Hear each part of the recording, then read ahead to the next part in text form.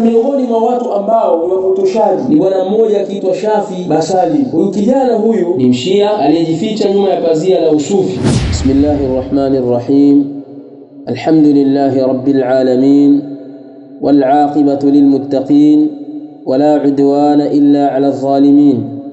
Wassalatu wassalamu ala ashrafil anbiya'i wa imamil mursalin nabiyyina Muhammadin wa ala alihi wa sahbihi ajma'in والتابعين لهم بإحسان إلى يوم الدين وسلم تسليما كثيرا. اللهم أعنا ولا تعن علينا وانصرنا ولا تنصر علينا وامكر لنا ولا تمكر علينا. اللهم اجعلنا لك ذاكرين لك شاكرين إليك منيبين مخبتين. ربنا تقبل توبتنا واغسل حوبتنا وثبت حجتنا وانصرنا على من بغى علينا يا رب العالمين. Ndugu zangu waislamu, kama mnavyofahamu kuwa wazungumzaji wanaozungumzia Uislamu huu wamekuwa ni wengi, na hii mitandao ya kijamii pamoja na faida zake zilizopo, lakini ina balaa lake. Ikawa kila mmoja anafikiria jambo la kuzungumza basi analipeleka katika mitandao ya kijamii, na watu wakawa wamewapoteza watu wengi kwa sababu ya uhuru wa kuzungumza. Kuna watu leo ukiwatazama wanazungumza kwa lugha ya ushekhe, kama ni shekhe anaitegemewa na watu, na kwa sababu watu wamejiweka mbali na kusoma dini yao, ikawa hawafuatilii masaili yanayohusu dini yao ya Uislamu, aqida na mengineyo katika misingi ya dini yetu ya Uislamu, wanapotezwa na kila mzungumzaji. Kila anayekuja kuzungumza basi watu wengi wanamuona kwamba huyu ni shekhe na huyu ni mkombozi katika jambo la dini. Wal amru laysa kadhalik, na jambo haliko hivyo. Sio kila anayeweza kuzungumza katika mitandao ya kijamii basi awa tayari ni shekhe. Wengine ni watu wapotoshaji wanaipoteza jamii ya Kiislamu na wana masuhulia mbele ya Allah subhanahu wa ta'ala. Sasa kunahitajika kuwepo na watu ambao wanaweza kusafisha mazingira pale wanapokuwa watu wameharibu. Ukiona upotoshaji fulani, huyu mtu anapotosha na upotosha umma wa Kiislamu, anazungumza maneno kinyume na uhalisia, muda wa kuwa una uwezo wa kukabiliana naye kwa hujaj na barahin, muombe Allah subhanahu wa ta'ala msaada. Kadhalika ingia katika kumjibu mtu huyu, huenda Allah subhanahu wa ta'ala akawaokoa watu waliokusudia haki na kuikusudia dini ya Allah jalla wa ala kupitia wewe. Maneno yako utakayozungumza pengine Allah jalla wa ala akayatia baraka na kabul, ikawa ni sababu ya watu wengi ambao wamepotea kupitia maneno ya mtu fulani ambaye amezungumza kwa batil, wakasafisha akili zao wakarudi katika usawa. Sasa miongoni mwa watu ambao ni wapotoshaji ni bwana mmoja akiitwa Shafi Basali. Huyu kijana huyu bwana Shafi Basali ni mtu ameanza kupotosha hivi karibuni, miaka kadhaa hivi iliyopita. Anazungumza maneno yake mitandaoni, na shabaha yake kubwa katika uchafuzi wa mazingira yake ni kuwachafua ahlus sunnati wal jamaa as-salafiyun. Ugomvi wake mkubwa uko hapo. Sasa huyu bwana huyu, kuna kipindi alikuwa anajibiwa na ndugu yetu Abu Hanifa, Allah muhifadhi, kamjibu akavunja shubuhati zake, lakini huyu bwana hakomi. Kila akiamka asubuhi anafikiria la kuwasema masalafi ni lipi. Ima moja ni kwa sababu ya kutaka viewers wa kutazama chaneli yake, au kutafuta umaarufu ili aonekane na yeye kasema na mchango katika dini na mfano wa haya. Huyu bwana huyu ni mshia aliyejificha nyuma ya pazia la usufi. Ukimuona kama sufi vile, lakini hapo hapo ni mshia. Haeleweki ataka nini, atakatukuzwe huku na huku, na akizungumza anadai kana kwamba ni mtu ametabahar katika masaili ya kiilmu, kwa sababu mara nyingine mtu sio lazima aseme mimi hapa nina elimu. kuna maneno akiyazungumza unajua huyu ajisifia dhidi ya wenzake. Sababu utasikia na walaumu mara nyingine mashehe wa kisufi kwamba tuko nyuma sana, mimi nawalaumu sana baadhi ya mashehe zetu, hawezi kutufundisha huo usufi wenyewe, mimi nafanya kadha, analaumu tu, lakini kuonesha kwamba yeye ana juhudi binafsi. Na mara nyingine akijifakharisha juu ya kwamba anatunga vitabu, anatarjama vitabu na mfano wa maneno kama haya. Lakini lengo kuu ataka ukubwa huyu bwana. Lakini sasa ukubwa anatafutia pabaya, anautafuta ukubwa kwa kuwasema masalafi. Na sisi hatulikubali jambo hili. Muda wa kuwa tunajua anazungumza batil, tutamjibu biidhnillah. Sasa huyu bwana miongoni mwa uongo uliota mapembe, tena mapembe ya nyati, aliyouzua dhidi ya masalafi ni kudai kwamba eti masalafi wana fikra za kigaidi, wana fikra za kumwaga damu za watu, wana fikra za kupora mali za watu na mfano wa mambo kama hayo. Kwa hakika hasa huyu kijana mshia huyu aliyejificha nyuma ya usufi ametusingizia sana na amesema maneno ya uongo na ni kinyume na uhalisia. Wale wote wanaowajua masalafi kuanzia hao mashekhe wa kisufi wanajua kwamba huyu Shafi ni muongo na haya maneno ni ya uchuki na uhasidi, lakini anataka kuchonganisha watu, atakachonganishe watu waonekane hawana maana, hawana fikra hizi, wa watu waogope, hali yakuwa ni kadhib wazurun waftira. Sasa huyu bwana amezungumza maneno haya alipokuwa amekaa na kijana mwenzake huyo. Kuna kijana mmoja anakaa naye kwenye studio yake hapo, wanajifanya wanaulizana maswali na majibu. Na huu mchezo wanaucheza sana baadhi ya watu. Mchezo kama huu anao Yusufu Diwani ambaye tulimjibu alhamdulillah na habari zake zishakwisha, shafunga mafaili yake huyu. Sasa na huyu anataka kuleta mchezo huo. Ana kijana wake mmoja hapo, wanaanza kuzungumza, kijana anamuuliza swali. Ameuliza swali mfano wa hivi kwamba Sheikh bana, tumesikia habari huko Burkina Faso rais wake amewazuia mashekhe wawili kuzungumza, mashekhe wa kisalafi kwa sababu ya fikra zao kadha wa kadha. Sasa tutawekea ili swali mlisikie kijana alivyomuuliza, alafu tutaweka sehemu katika majibu ya huyu bwana kwa sababu majibu yake yamechukua muda mrefu sana, lakini tutaanza sehemu mpaka kufikia kwenye malengo, tutaweka mahallu shahid tunachotaka kumjibu huyu bwana. Tumsikilize huyu kijana alivyomuuliza na yeye alivyojibu. Assalamu alaikum wa rahmatullahi wa barakatuh. Ndugu mtazamaji wa kipindi chetu katika channel yako pendwa ya Masangi TV, tena leo tumekutana na Ustadh Shafi, lakini na siku ya leo tunataka kuthibitisha maneno yake Ustadh Shafi yale ambayo ya kusema kwamba masalafi ni watu ambao wanafanya irhabi, yani kuhamasisha mambo machafuko, matatizo.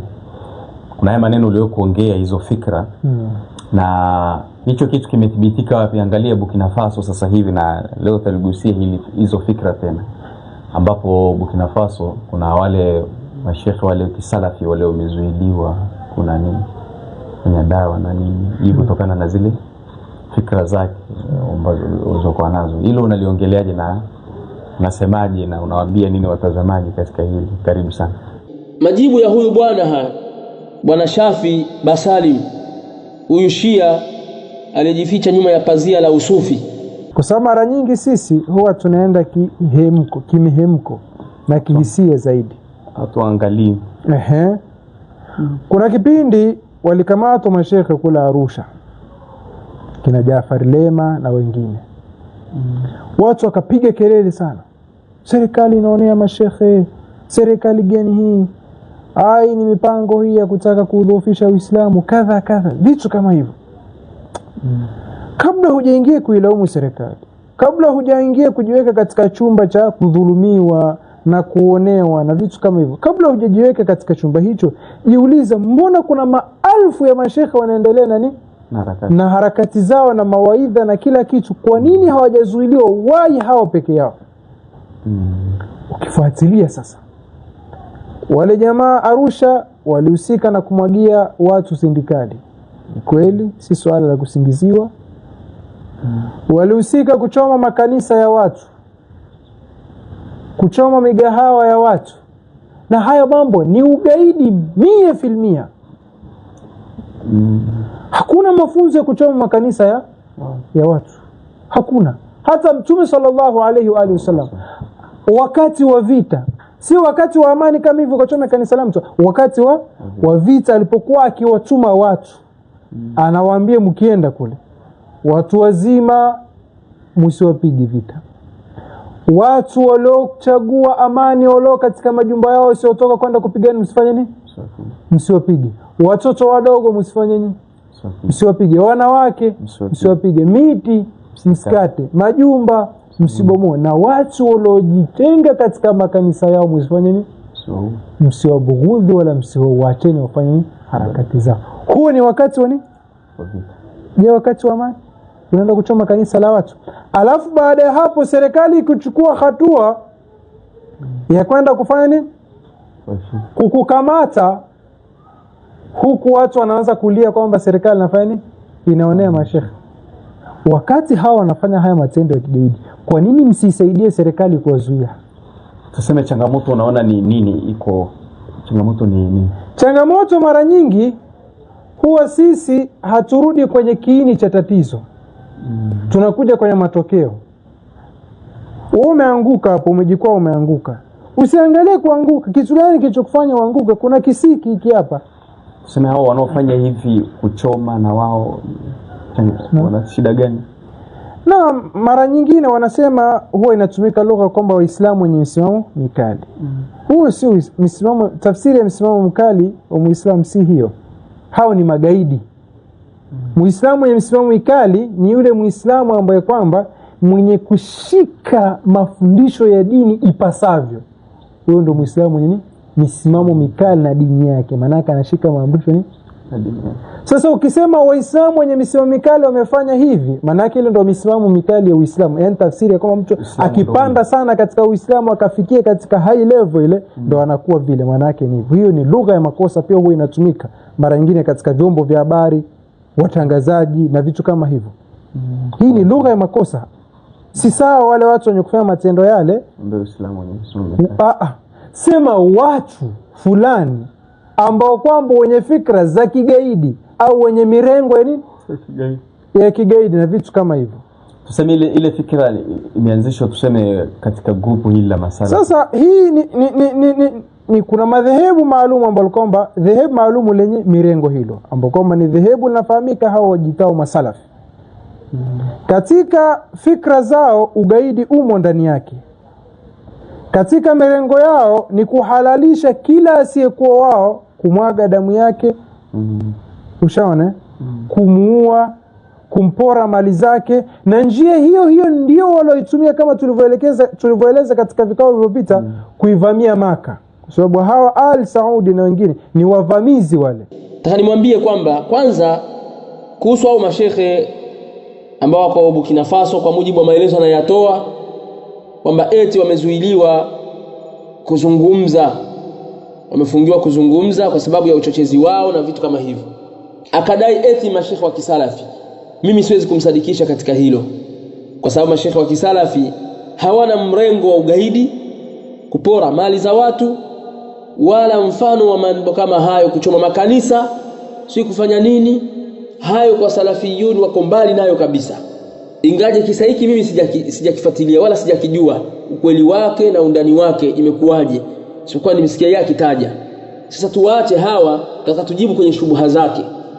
Nukta ya msingi iliyopo, je, ni kweli masalafi Ahlus-Sunnah wal Jamaa as-salafiyun wana fikra hizi za ugaidi au za kufanya khuruj dhidi ya watawala, kama kuamrisha maandamano, migomo katika serikali zao, kupora mali za watu wakidai kwamba labda ni ngawira sababu ni mali za wasiokuwa Waislamu hizi, kuua bila hatia na mfano wa mambo kama hayo? Kweli kwa masalafi mambo haya yanapatikana, au bwana Shafi ameamua kuja kuropoka tu hapa asiyoyajua, au ajua lakini ataka kuwatia chuki watu kwa sababu ya chuki zake binafsi na uhasidi aliyokuwa nao dhidi ya dawa salafia?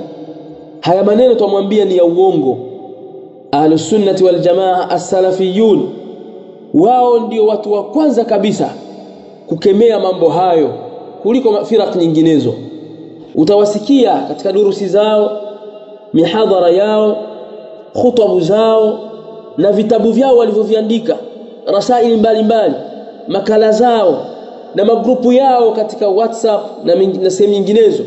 Mazungumzo yao utayasikia wao wanakemea vitu hivi tena kwa ukali, kwa mujibu wa adilla zilizowafikia kutoka katika Qur'an na sunna za Mtume sallallahu alaihi wasallam, na kwa mujibu wa ufahamu wa salafu salih. Na haya yanafahamika mbele za ahlus sunnah wal jamaa na watu wanaofuatilia dini yao.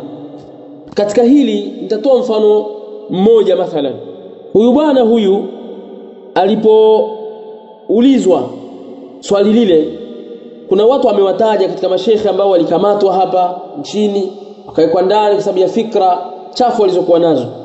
Eti asipokuwa na uadilifu huyu bwana atakuwa nasibisha wale mashekhe kwamba ni masalafi. Kadhaba wallah wa rabbil arshil azim. Atakuwa nasibisha wale mashekhe waliokamatwa kipindi kile cha fujo na zogo za makhawarij eti katika masalafi. Hivi kweli wewe Shafi ukija kuzungumza unajifikiria au wapeleka mambo kichwa mchunga tu, wazungumza kwa batil na chuki binafsi? Muogope Allah subhanahu wa ta'ala. Kwani kina nani waliosimama wakati wa kipindi hicho kigumu? Makhawariji wametia kasi na wanazungumza kwa ujasiri na kufanya vitendo vya kinyama. Ni nani kati yenu nyinyi na ahlus sunnah wal jamaa salafiyun waliosimama dhidi ya vitendo hivyo? Ni kina nani katika manabiri zao walikuwa wakizungumza mambo haya, kukemea batili walizokuja nazo makhawariji? Ni kina nani kama sio ahlus sunnah wal jamaa? Ulikuwa wapi wewe Shafi kipindi hicho? Mbona hatukukujua wewe wala tujali kukusikia unakemea mambo haya? Alafu leo waje kuwataja wale kwamba watu waliochoma makanisa, si kumwagia watu tindikali na mfano wa hayo, eti anasibisha hao na masalafi. Ittaqillah, muogope Allah subhanahu wa ta'ala, utakuja kuulizwa mbele ya Allah jalla wa ala. Masalafi wako mbali na mambo haya, bali nataka nikuhakikishie baadhi ya watu katika hao makhawariji wenye mrengo na fikra za kuipindua nchi na kuzipindua serikali walizokuwa ndani yake, watu wanaowakemea, wakubwa wa kuwakemea ni masalafi. Mashekhe zetu na maduati wa kisalafi ndio waliosimama dhidi yao wakakemea mambo haya, mpaka wakatishiwa amani, ikawa wanatangaza wanataka vichwa vya mashekhe zetu.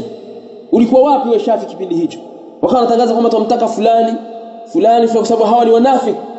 Hawa masalafi hawa ndio wanaosababisha matatizo haya, kwa sababu wao ni wanafiki. Hawa wanasababisha dola ya Kiislamu isisimame, kadha wa kadha. Wakawa na maneno ya kashfa na chuki binafsi, wakawa na maneno ya kutaka kuhatarisha amani katika nchi. Ulikuwa wapi wewe Shafi? Alafu leo waje wazungumza kwa ujasiri kwamba eti masalafi ndio wanafanya ugaidi, wanahimiza kumwaga damu za watu. Muogope Allah subhanahu wa ta'ala. Kwa hakika hasa maduati wa kisalafi, baada ya kuwa hawa mabwana wanafanya vurugu, makhawarij wanafanya fujo nchini, waliosimama sawa sawa dhidi yao ni masalafi. Na hilo linafahamika kwa kila mwenye akili, au muislamu asiwe muislamu, yeyote ambaye ana uadilifu analifahamu hilo. Bali ikawa mashekhe na maduati wa kisalafi katika hatari, watishiwa amani yao kwa sababu ya kusema ukweli na haki waliosimama nayo dhidi ya makhawariji. Ulikuwa wapi wewe bwana Shafi? Leo waje kuwachanganya makhawariji na masalafi, wazungumza kama mtu mwenye akili hivi kwamba unajua hawa mabwana wana fikra za kigaidi. Wataka nini wewe? Yani wakusudia nini katika mazungumzo yako ili iweje? Muogope Allah jalla wa ala.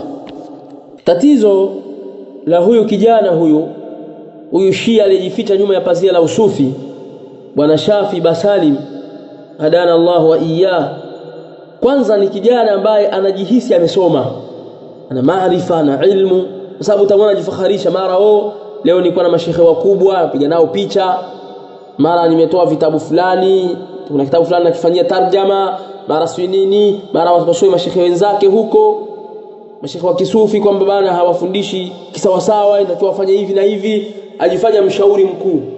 Huyu kijana miongoni mwa vitu ambavyo hana misingi ya kubagua, kujua kwamba huyu ni fulani katika milengo yao.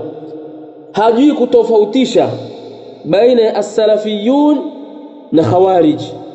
kwamba hawa ni masalafi, hawa ni makhawarij. Yeye achanganya wote. Ima anajua anafanya makusudi ili achafue mazingira, waonekane masalafi ni watu wa hovyo, watu wasiokuwa na maana, watu wa vurugu na fujo, au hajui, hajitambui kijana huyu anachokizungumza, ya aburuza tu, apeleka tu maneno kwamba kila akisikia madamu mtu yuko na shakli fulani, pengine na ndevu, ana kanzu fupi, akubali vitabu vya Ibn Taymiyyah, vitabu ya Sheikh Muhammad ibn Abdul Wahhab rahimahullahu ta'ala na wengineo katika wanachuoni Allah warehemu, basi aona tayari huyo ni salafi.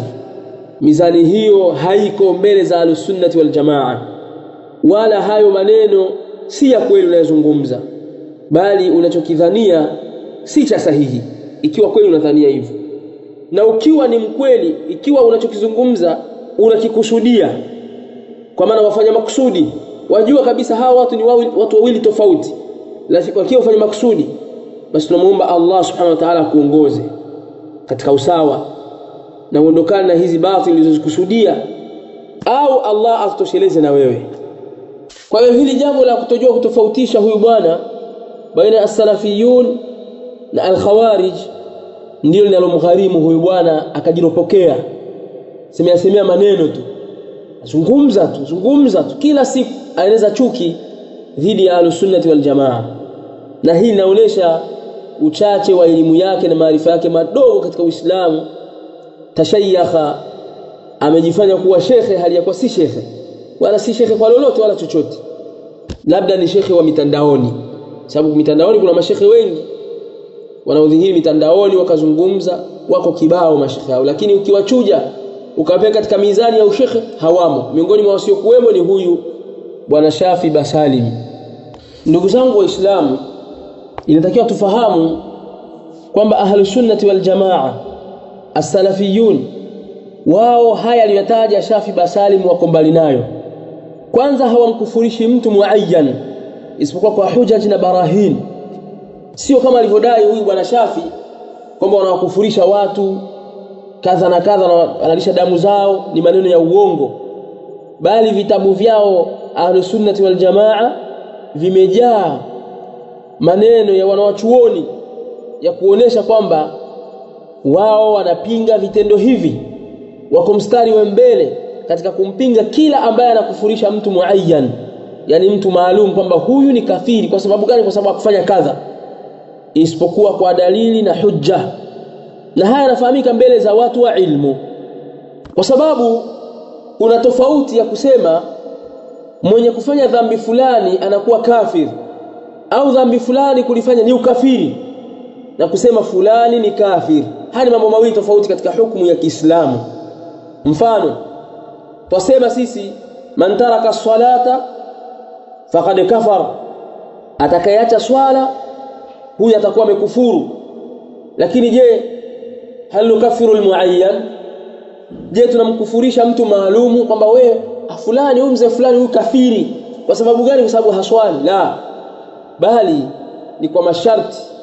Kwanza kabisa inatakiwa mtu huyu zisimame kwake yeye hujja na zimdhihirikie wazi, na kadhalika viondoke vizuizi vya kukufurishwa yeye au vizuizi vya kutokufurishwa yeye, lazima viondoke kwanza. Aondokane na ujinga aliyokuwa nao.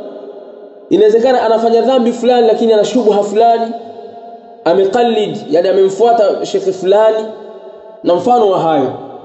Kwa hiyo hivi ni vizuizi vya kumfanya asikufurishwe, inatakiwa viondoshwe kwanza, na kadhalika hoja zimsimamikie yeye juu yake kwamba anachokifanya hiki ni ukafiri au ni kitu fulani katika madhambi ambayo yanaweza kumfanya kuwa kafir na mfano wa hivyo. Hivyo ndivyo walivyo Ahlus-Sunnah wal Jamaa katika vitabu vyao vyote. Ndio maana al-Imam Ibn Abi Daud rahimahullah ta'ala katika haiya yake anasema wala nukaffiran ahla as-salati wa in asaw fakulluhum ya'si wa dhul 'arshi yasfahu. Anasema wala nukaffiran ahla as-salat, na wala hatuwakufurishi waislamu sisi waliotamka la ilaha illa Allah wa in asaw, ijapo wakiasi wakafanya madhambi, fakulluhum ya'si, kila mmoja katika wao anaasi, wa dhul 'arshi yasfahu, na mwenye arshi tukufu anasamehe madhambi. Kwa hiyo ni lazima mtu kwanza asimame hujja na barahin juu yake kwamba wewe ulichokifanya ni hiki, alafu afanye inadi katika hilo, na isiondoke mawani'u takfir, zikishaondoka kwake na zikathibiti hujja kwake yeye, huyu anaweza kukufurishwa kwa misingi na hoja maalum. Na si kila mtu anaweza kumkufurisha mtu kwamba wewe kafiri, bwana wafanya baadhi ya watu. Jambo hilo halipo mbele za Ahlus-Sunnah wal Jamaa. Kwa huyu bwana anapokuja, kwa hiyo huyo bwana anapokuja akasema hawa masalafi wana fikra za kukufurisha watu, kuhalalisha damu zao, ugaidi, ni uongo, tena uongo uliota mapembe. Amuogope Allah subhanahu wa ta'ala katika hili. Katika jambo hili, ili kuthibitishia kwamba Ahlus-Sunnah wal Jamaa wako mbali na vitendo ulivyovitaja vya kuwakufurisha watu na kuhalalisha damu zao, nitakutajia mtu ambaye wewe kawaida yako wamchukia, na watu wenye mrengo kama wako wakamtuhumu na kumsema vibaya, Sheikhul Islam Ibn Taymiyyah rahimahullahu ta'ala. Huyu Jabal, mwanachuoni ambaye wameshindwa wanawake kumzaa mfano wake baada yake Sheikhul Islam Ibn Taymiyyah rahimahullahu ta'ala, namna alivyokuwa bahari katika mambo ya ilmu. Anasemaje? Anasema katika Majmu'ul Fatawa Sheikhul Islam Ibn Taymiyyah rahimahullahu ta'ala, maneno yake aliyosema, asema faqad yakunu al-fi'lu au al-maqalatu kufran, huenda kikawa kitendo au maneno ni ukafiri, yani maneno ya kikafiri au kitendo cha kikafiri. Wa yutlaqu al-qawlu bitakfiri man qala tilka al-maqalata au fa'ala dhalika al-fi'l, na ikawa imeachiwa kauli ya kumkufurisha yule aliyesema maneno hayo au akakifanya kitendo hicho. Wa yuqalu, na kukasemwa pia, man qala kadha fahuwa kafir au man fa'ala kadha fahuwa kafir. Ikawa sheria kwa ujumla yasema kwamba atakayesema hivi atakuwa ni kafiri, au atakayefanya kitendo hiki atakuwa ni kafiri. Lakini ash-shakhs al-mu'ayyana alladhi qala dhalika al-qawla au fa'ala dhalika al-fi'la la yuhkamu bikufrihi. Lakini mtu muayyan, mtu maalumu kwamba fulani ni kafir, ambaye amesema maneno hayo au akafanya kitendo hicho, haukumiwi juu yake ukafiri hatta taquma alayhi alhujja, mpaka zisimame juu yake hoja. Mtu maalumu tutasema kwamba atakiacha swala ni kafiri, lakini je, kafanya mzee fulani au kijana fulani haswali, tumwambia wewe ni kafiri kwa sababu huswali? Aljawabu, Sheikh Islam Ibn Taymiyyah rahimahullah anasema lakinna ash-shakhs al-muayyan, lakini mtu maalumu kwa kumsema wewe fulani kwamba ni kafir, ambaye amesema maneno hayo au ametenda kitendo hicho cha ukafiri, la yuhkamu bikufrihi, hayuhukumiwi ukafiri juu yake hatta taquma alayhi alhujja, mpaka zisimame juu yake hujja, allati yakfuru tarikuha, ambazo hukufuru mwenye kuziacha hujja hizo. Wa hadha al-amru muttaridun fi nusus al-wa'id 'inda ahli sunnah wal jamaa. Na jambo hili la kuwa ahkamu zilizokuja kuzungumzia juu ya ukafiri wa matendo fulani, kwamba kitendo fulani ni ukafiri au maneno fulani ni ukafiri, hiyo ni lenye kuatilika, ni lenye kuendelea katika nususi za wa'id, za makemeo mbele za Ahlus-Sunnah wal Jamaa. Ukisoma Qur'an na Sunna utaona maneno yamekuja hivyo kwamba man fa'ala kadha faqad kafar, na mfano wa hayo yamekuja katika Qur'an, na ndio misingi iliyodhibitiwa katika Qur'an na Sunna. Ndivyo ilivyokuja Qur'an na Sunna, na ni jambo lenye kuendelea, hazibadiliki hizi nusus na kaida hizi hazibadiliki, zipo hivyo hivyo. Kisha akasema fala yushhadu ala muayyan min ahli alqiblati bi annahu min ahli an-nar, haishuhudiwi juu ya mtu maalumu katika ahli alqibla, katika watu waislamu, sema ahli alqibla na kusudia waislamu, bi annahu min ahli an-nar, kwamba mtu fulani katika watu wa motoni, kwamba huyu ni motoni kwa sababu alifanya kitendo cha ukafiri. Kwa sababu gani? Alisema maneno ya kikafiri. Hawahukumu hivyo Ahlus-Sunnah wal Jamaa mpaka mwisho wa maneno yake rahimahullahu ta'ala. Kwa maneno ya Sheikhul Islam Ibn Taymiyyah rahimahullahu ta'ala yanampinga bwana Shafi Basalim, kwa sababu huyu Sheikhul Islam ndo wanaodai kwamba ndo gwiji la mawahabi, pamoja kwamba hawajui maana ya wahabi ni nini wanaosema hivyo, lakini alhasil wao wanadai kwamba huyu ndo gwiji lao. Sasa sikiliza maneno yake ya uadilifu aliyazungumza haya na uyazingatie, kwamba sisi hatumkufurishi mtu muayyan, isipokuwa lazima zisimame kwake yeye hujja, na kadhalika mawani' za takfiri zimuondokee. Hivyo ndivyo atakapokufurishwa mtu. Lakini kiholela tu kwamba fulani kafir, haya hayapatikani isipokuwa kwa watu wa bid'a. Na haya amesema pia Sheikhul Islam Ibn Taymiyyah rahimahullah ta'ala kwamba watu wanaokufurisha watu kiholela ni watu wa bid'a na si ahlus sunnati wal jamaa. Na huo ndio ukweli. Wewe angalia vitabu vyenu, vitabu vya mashekhe zenu na maneno yao wanavyotukufurisha sisi. Nyinyi ndio mna tabia hiyo. Hizo tabia zote zilizozungumza na uvundo huo uliotaja uko kwenu. Baadhi yenu mko hivyo. Aza akasimama shekha akazungumza sema mawahabi ni makafiri. Hili ni tawi la Katoliki. Kwani mara ngapi shekhe wenu Sheikh Khalifa Musa mwenye kitabu kinachoitwa Kombora la Tasawuf dhidi ya Wahabi au mfano wa kitabu kama hicho, angalia uvundo na uozo uliojaa ndani ya kitabu hicho akiwakufurisha Ahlus-Sunnah wal Jamaa. Kwani Sheikh Yusuf bin Diwan kuto yeye azungumza kwamba mawahabi ni tawi la Katoliki na mfano wa hayo, asema hawa ni makafiri mamboleo, hawa ni wakristo mamboleo na mfano wa hayo. Si yako kwenu nyinyi? Sasa mbona huo ugonjwa wenu waje kututupia sisi? Mbona huna uadilifu wewe kijana wewe? Muogope Allah subhanahu wa ta'ala, uzungumze maneno ya sawa.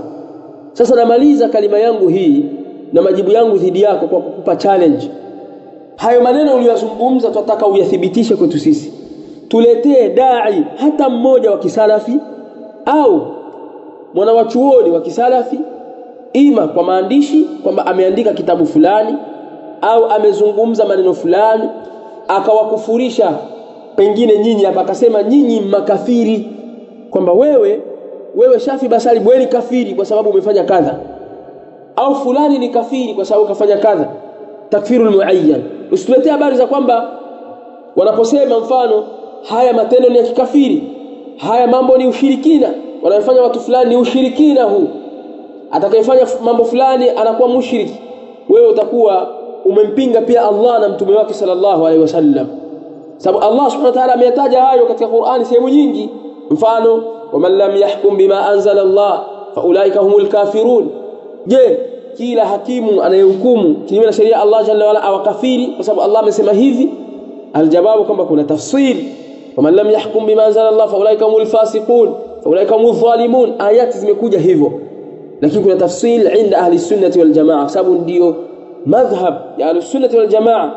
Madhhab ya salaf ndio madhhab yenye uadilifu, yenye kuwatendea watu haki zao na kuwapa kila mmoja uadilifu. Sasa tukupa challenge, tuletee shekhe yeyote au dai katika maduati wa kisalafi au shekhe au mwanachuoni aliyesema mfano maneno yako haya kwamba eti masalafi wanawakufurisha waislamu na kuwahalalishia damu zao. Tuletee. Kama huna, funga mdomo wako na ukome kuwasingizia masalafi ya Ahlus-Sunnah wal Jamaa. Wa sallallahu wa sallama ala nabiyyina Muhammad wa ala alihi wa sahbihi ajma'in. Barakallahu fikum.